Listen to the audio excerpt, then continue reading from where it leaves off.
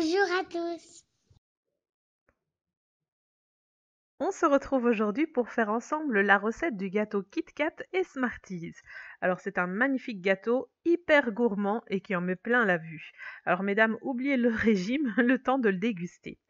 Pour réaliser cette recette, il vous faudra 370 g de sucre en poudre, oui c'est énorme, 160 g de farine, 125 g de poudre d'amande, 2 cuillères à soupe de crème fraîche, 180 g de beurre mou, 40 g de cacao amer, 200 g de chocolat, ici j'ai pris du chocolat noir, il vous faudra aussi 8 œufs et un sachet de levure chimique.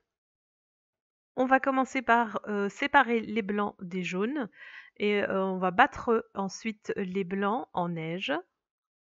Alors vous pouvez utiliser un batteur si vous en avez un, moi j'en avais pas donc j'ai sorti le gros attirail et j'ai fait ça dans mon robot.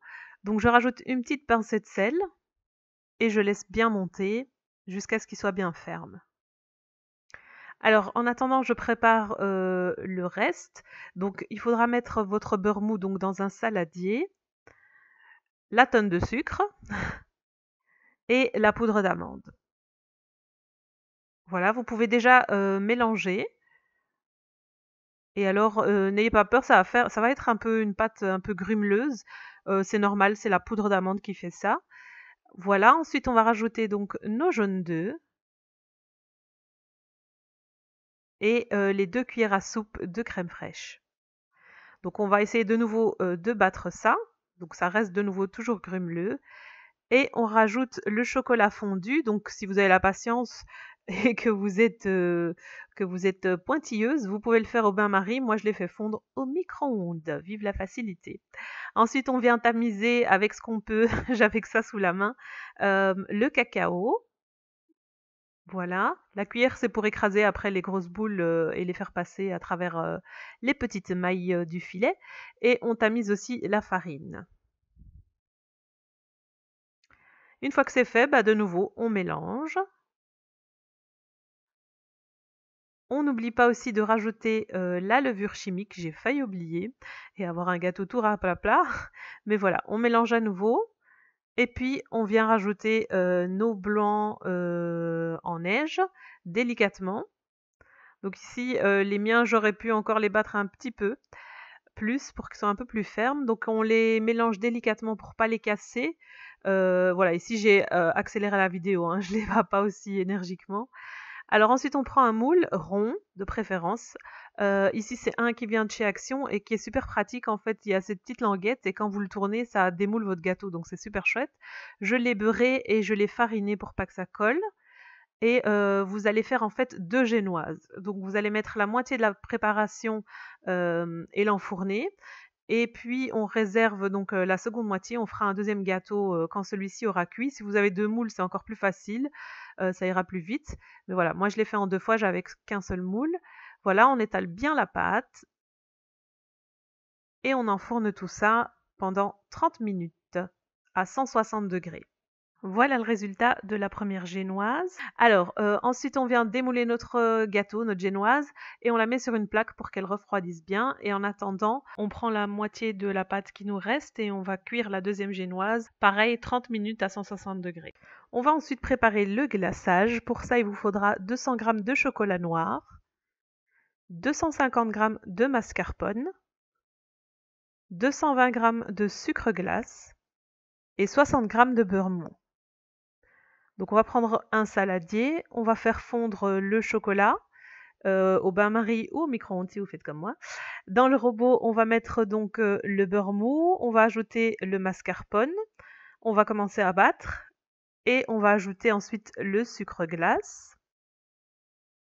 On continue à battre un peu pour l'incorporer, on met le chocolat fondu, on mélange. Et voilà, on a obtenu donc le glaçage qui se trouve là à gauche. Donc une fois que nos 2 génoises sont bien froides, on va venir tout simplement étaler notre glaçage. Donc n'hésitez pas à mettre une couche épaisse. Donc étalez bien tout ça dans tous les recoins. Ensuite, on va venir prendre notre deuxième génoise. Donc Faites attention de ne pas casser le gâteau, si c'est encore chaud ça va d'office se casser, donc attendez que ce soit vraiment froid. Et puis on la dépose par-dessus, regardez c'est bien épais, ce sera un bon gros gâteau. Et avec le reste du glaçage on va tartiner tout le gâteau en haut et sur les côtés.